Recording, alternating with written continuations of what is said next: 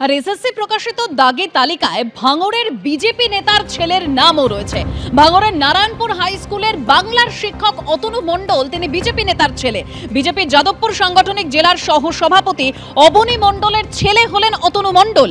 এসএসসির তালিকায় 200 নম্বরে অতনু মণ্ডলের নাম রয়েছে। আমার ছেলে আইনের দ্বারস্থ হয়েছে, আমার ছেলে কতটা প্রতিভাবান তা ওর স্কুলের শিক্ষক ও ছাত্ররা জানে, দাবি বিজেপি নেতা অবনী মণ্ডলের। আমার সাথে কোনো তৃণমূল বা কোনো কারোর সাথে আমার কোনো সম্পর্ক নেই। আমি ভারতীয় জনতা পার্টি করি 2014 সালের পর থেকে। আপনারা যদি দেখেন আমি কোনো রকম কারোর সাথে আমার কোনো সেইভাবে আমার সম্পর্ক নেই। তো ওর যখন দেখছি যে এই টেন্টেড হিসেবে নাম আসলো, আমি অবাক হয়ে গেলাম। একটা বিচার আমার হলো না, কারণ যেখানে কোর্ট বলছে যে ওএমআর পাবলিশড হচ্ছে সেটাকে বন্ধ করে দিল। কেন ওএমআর পাবলিশ করা যাবে না? কেন ওই ওএমআর আসল ওএমআর না? তাহলে আমার ছেলে তো ডুপ্লিকেট করে চাকরি পায়নি। আমার ছেলের আসল ওএমআরটা দেখানো হোক। এবং কোর্ট যেখানে বলছে যে আসল ওএমআরের ব্যাপার না, কোন জাদু বলে এবং কেন আমার ছেলে বা আমার কোর্টের যদি অর্ডার থাকে, একবার কোর্ট বলছে না এই এরা টেন্টেড না, আবার বলছে যে দেখছি টেন্টেড নাম। তো আমাদের এই ব্যাপারে আবার কোর্টে আমরা গিয়েছি, কোর্ট তার বিচার করবে, দেখা যাক কি হয়। উর্দু একাডেমির অনুষ্ঠানে জাভেদ আখতারকে আমন্ত্রণ জানানোয় তৈরি হয়েছে বিতর্ক। আর এই আবহেই 3 দিনের এই অনুষ্ঠান স্থগিত করল উর্দু একাডেমি, যদিও অনুষ্ঠান স্থগিতের কারণ জানানো হয়নি। এদিকে এই ঘটনাকে সামনে রেখে তৈরি হয়েছে রাজনৈতিক বিতর্ক। দেশের সাংস্কৃতিক রাজধানী হিসেবে পরিচিত কলকাতা, সেখানে উর্দু একাডেমির অনুষ্ঠানে কবি ও গীতিকার জাভেদ আখতারকে আমন্ত্রণ জানানোর পর সেই অনুষ্ঠান অনির্দিষ্টকালের জন্য পিছিয়ে দেওয়া নিয়ে তৈরি হলো বিতর্ক। পশ্চিমবঙ্গ সংখ্যালঘু কল্যাণ ও মাদ্রাসা শিক্ষা মন্ত্রকের অধীনস্থ উর্দু একাডেমিতে 3 দিন ব্যাপী একটি অনুষ্ঠানের আয়োজন করা হয়েছিল। কলা মন্দিরে 1 সেপ্টেম্বর সন্ধ্যে 7টার সময় ন্যাশনাল মুসাইরা যে অনুষ্ঠিত হওয়ার কথা ছিল, সেই পোস্টার গুপ্তগু উইথ জনাব জাভেদ আখতার, সেই বিষয়টিও কিন্তু উল্লেখিত রয়েছে।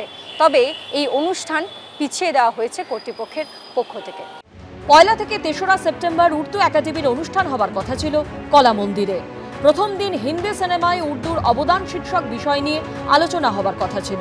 সেই আলোচনায় আমন্ত্রিত ছিলেন কবি ও গীতিকার জাভেদ আখতার, কিন্তু অনুষ্ঠানে জাভেদ আখতারকে আমন্ত্রণ জানানো নিয়ে আপত্তি জানায় বেশ কয়েকটি সংগঠন। वो जो जावेद अख्तर साहब हैं, उन्होंने इस्लाम के ही बारे नहीं बल्कि इस्लाम के अलावा भी और दूसरे मज़हब के ख़िलाफ़ उन्होंने दूसरों के भगवानों के ख़िलाफ़ भी उनका भी मजाक उड़ाया है। तो ऐसे लोगों को बंगाल में ना बुलाया जाए तो बेहतर है। तो हमने ये ख़त एकेडमी को दिया था, उन्होंने इस प्रोग्राम को पोस्टपोन किया। তার জেরেই কি পিছিয়ে দেওয়া হলো অনুষ্ঠান, তা নিয়ে তৈরি হয়েছে বিতর্ক। এই প্রসঙ্গে উর্দু একাডেমির ভাইস চেয়ারম্যান ও তৃণমূলের রাজ্যসভার সাংসদ নাদিমুল হকের সঙ্গে ফোনে যোগাযোগের চেষ্টা করা হলেও তিনি ফোন ধরেননি। এদিকে পশ্চিমবঙ্গ সরকার পরিচালিত উর্দু একাডেমির এই অনুষ্ঠান স্থগিতের সিদ্ধান্ত ঘিরে তৈরি হয়েছে রাজনৈতিক বিতর্ক। যেহেতু উনি স্পষ্টবাদী, সত্য কথা বলে, তো তৃণমূল কংগ্রেস তো অসত্যের একটা স্তম্ভ, সেই কারণে সত্যকে কি করে সহ্য করবে? যে কারণে মুখ্যমন্ত্রীর হস্তক্ষেপে শেষ পর্যন্ত এই প্রোগ্রামটাই ক্যান্সেল করে দিতে হলো।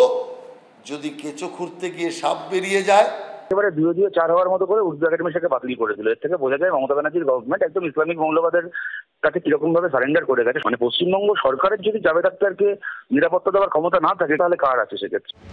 জবাব দিয়েছে তৃণমূলও। উর্দু একাডেমির পক্ষ থেকে যে বিষয়টি হয়েছে আমরা জানতে পেরেছি, জাভেদ আখতারের বিষয়টি, সেই বিষয় সম্পূর্ণভাবে প্রশাসনিক বিষয়। এখানে দলের কোনো বক্তব্য নেই। তো এই দলীয় স্তরে আমরা কোনো বক্তব্য এখানে রাখছি না। অনুষ্ঠান স্থগিত হওয়া নিয়ে এখন তুঙ্গে বিতর্ক।